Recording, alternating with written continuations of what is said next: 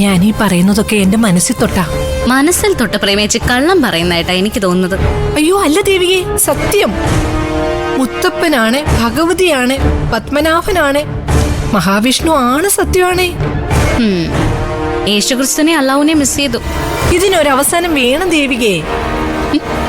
ഒന്നെങ്കിൽ ദേവികയുടെയും സിദ്ധാർത്ഥന്റെയും കല്യാണം നടക്കണം, അല്ലെങ്കിലേ മുടിയാനും കൊണ്ട് ആ ചന്ദ്രലേഖ കല്യാണം കഴിക്കണം. ഇത് രണ്ടും നടക്കില്ല എന്ന് വെച്ചാലേ പാമ്പിന്റെ തൊണ്ടക്കുഴിയിൽ ഇരുന്ന് പെടയ്ക്കുന്ന തവളയുടെ അവസ്ഥയാ എനിക്ക്.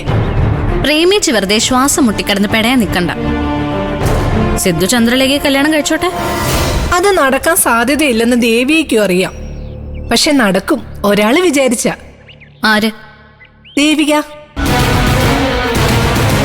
പണ്ട് അമ്പലമുറ്റത്ത് വെച്ച് പറഞ്ഞ അതേ കാര്യമേ ഞാൻ ഇപ്പോഴും പറയുന്നുള്ളൂ.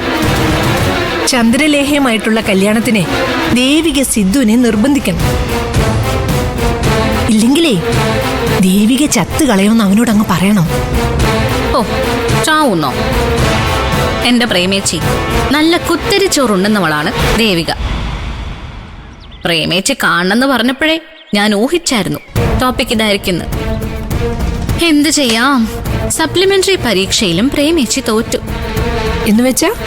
എന്നുവെച്ചാ ചന്ദ്രലേഖയുടെ ഭാവി ജീവിതം ഭാസുരമാക്കാൻ ഉരുളി കമഴ്ത്താനും അമ്പലത്തിന് ചുറ്റും ഉരുളാനും ഒന്നും എനിക്ക് സൗകര്യമില്ലാന്ന്.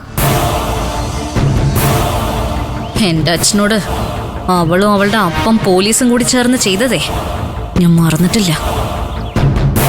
ഈ ജന്മം മറക്കുകയില്ല. വേറൊന്നും പ്രേമിച്ചിക്ക് പറയാനില്ലല്ലോ. എനിക്കല്പം തിരക്കുണ്ട്.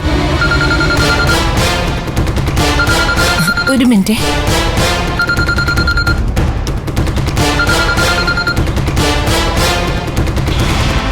ഹലോ